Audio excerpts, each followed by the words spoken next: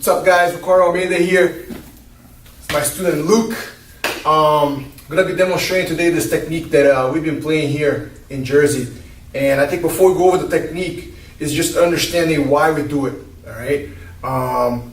When you're training without the gi, everything happens so fast that the guys that come from gi to no gis, you're always looking for that one way of holding your partner that you could then attack from, right? Making that grip that's going to give you 2 or 3 sweeps, 2 or 3 reversing options.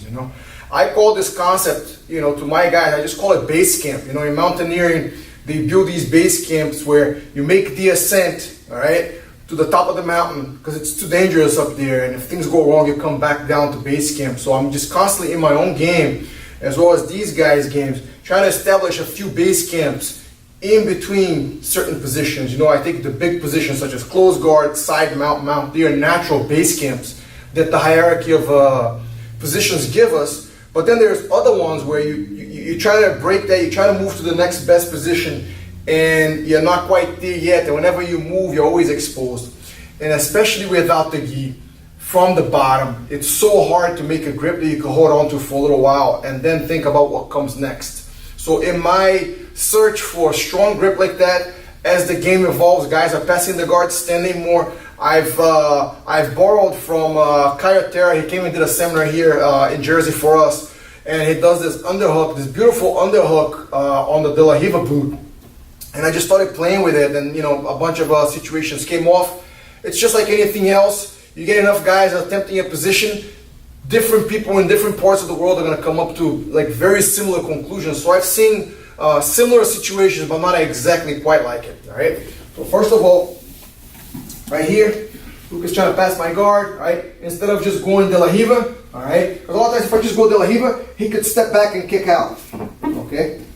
So once he steps, I go hand behind the knee and grab the aim. All right. That's the first control. Now it's very difficult for my opponent to step back and kick out, so I could begin a little bit of my offense. Right. This foot is very active because I don't want this foot getting dragged.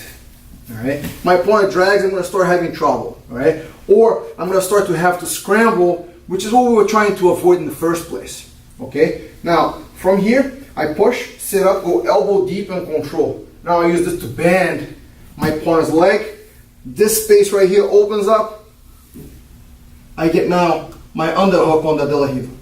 Okay. So from now, it's really, I cross my legs as well. It's really like a bear trap.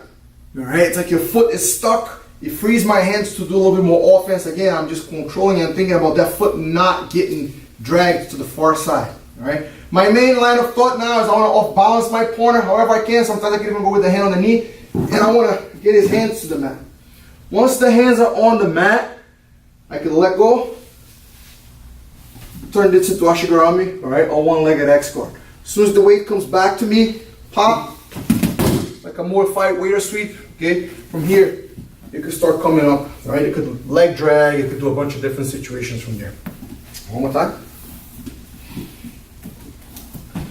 Your opponent's coming into you. All right.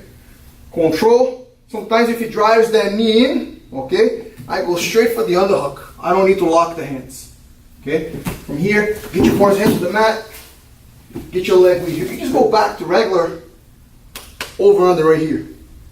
Okay. And start doing, double Ashigarami sweeps. Here the legs are always exposed. I try not to play that game. With these guys, they have really good leg locks. Okay?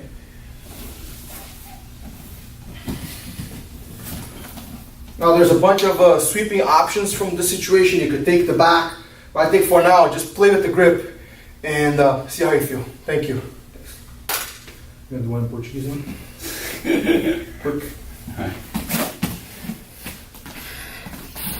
What would be a good